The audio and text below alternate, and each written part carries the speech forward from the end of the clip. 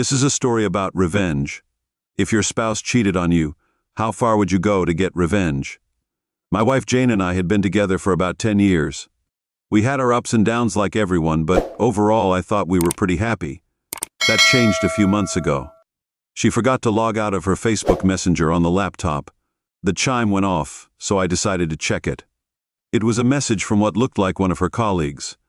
I'd met Carl at a Christmas party. As I scrolled through the chat history, I felt my anger start to subside. It was obvious they were. I did my best to keep my cool and think before I reacted. My brother had been through something similar, and he always said that if he had it to do over, he would have been methodical and would have done something huge to bring it all down. He feels horrible for not having done so. I didn't want to be filled with regret. I needed to get my anger out.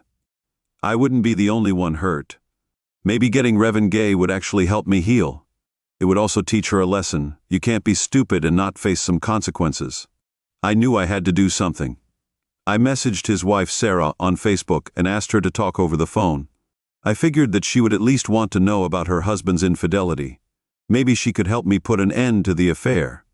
To my surprise, Sarah was oddly cool and collected. About the whole thing, maybe their relationship was already on shaky ground. She also wanted to get revenge. She was the one that came up with the plan. Her plan was to go out on a date with each other when we knew Jane and Carl would be sneaking around together. We would make sure they saw us cheating on them too. I was hesitant at first, but the idea grew on me over time. We talked often for a few days as we both started looking for signs and potential times when they would be getting together. So eventually Jane and Carl were going to meet up at a fancy bar at the other end of the city. My wife told me she was just going to be going out to eat with one of her friends, and then they were going to go shopping for a bit. I was really nervous, but I played along when she was in her car and driving away. I got ready for mine and Sarah's big night out. I picked up Sarah and we started driving, talking excitedly about how this was going to go. We felt a rush of sadness and frustration at having to do this, but the adrenaline kept us going when we arrived at the bar. We spotted our spouses in a cozy corner, laughing, smiling, and flirting with each other. My heart was racing. We walked over to a table, not immediately noticed but definitely viewable from their location. There we were, hand in hand, pretending that all was well. We walked to our table and sat down, ordered some drinks and an appetizer, and took turns glancing at our spouses. They noticed us at their table and their eyes went wide. They looked like they'd just seen a ghost. I could see they were trying to process what was happening. Sarah said they'd seen us, and I should kiss her. I couldn't even imagine doing that. But then a moment later I gave in and gave Sarah a passionate kiss. It was fueled by our mutual anger. I rubbed my eyes and peeked through my hands and could see them all in a tizzy, a mix of emotions. They must have been feeling pretty furious, exposed, confused, and so on. Then, after about 15 minutes of our laughter and flirting, Carl finally mustered up the courage to come over and confront us. He stammered something about it being a huge coincidence that we were both there and demanded to know what was going on. I played it cool, acting like it was no big deal. I said, "Oh, hey Carl," as if we were old friends. "Sarah and I just decided to grab a Carl. You remember Sarah, right? She's your wife." Carl's face went red and he started to stutter. Jane, who had been watching the whole interaction from their table, looked horrified. I could tell she was about to cry.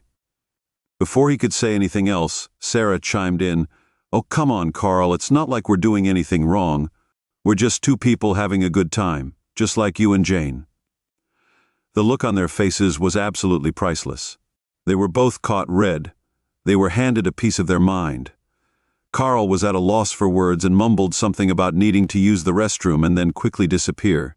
Jane, on the other hand, couldn't take it anymore. She stood up from her seat, tears streaming down her face, and stormed out of the bar. She never expected to be on the receiving end of her own deceit. What an idiot. With our mission accomplished, Sarah and I shared a high five and a knowing glance. We were satisfied knowing that we had successfully turned the tables on our cheating spouses. We stayed at the bar. For a while longer, finishing our drinks and getting to know each other. We had a lot in common and enjoyed each other's company as the night went on. Sarah and I exchanged stories about our marriages and how we had tried to make things work. We also talked about how we had each been let down by our partners. It was therapeutic to be able to share my pain with someone who understood it so deeply. When it was time to leave, I took her home. We both promised to keep in touch. We knew that there were going to be some difficult conversations and decisions ahead of us, but at least we had each other. Over the next few weeks, both of our marriages fell apart. Jane and Carl were both extremely sorry, but it was too little too late. Sarah and I supported each other through the process of filing for divorce and dealing with the emotional fallout that followed. Our little revenge plot did more than just teach our cheating spouses a lesson. It brought two people together who were dealing with immense heartache, and it gave us the strength to move on from the past. I'm not saying that Sarah and I are a couple or anything. It's way too early for that. We've become really good friends, and who knows what the future might hold. In the end, though, it doesn't matter if that goes any further. We've helped each other a lot during this time, and that in itself has been great. Final thoughts. I'm not a big fan of revenge. The idea can be. It can be satisfying, but the reality is often more complicated. The time taken to devise and enact a plan to hurt the person that hurt you could be put to better use. This story is an outlier.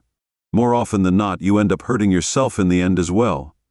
Do you think he went too far? That's it for today.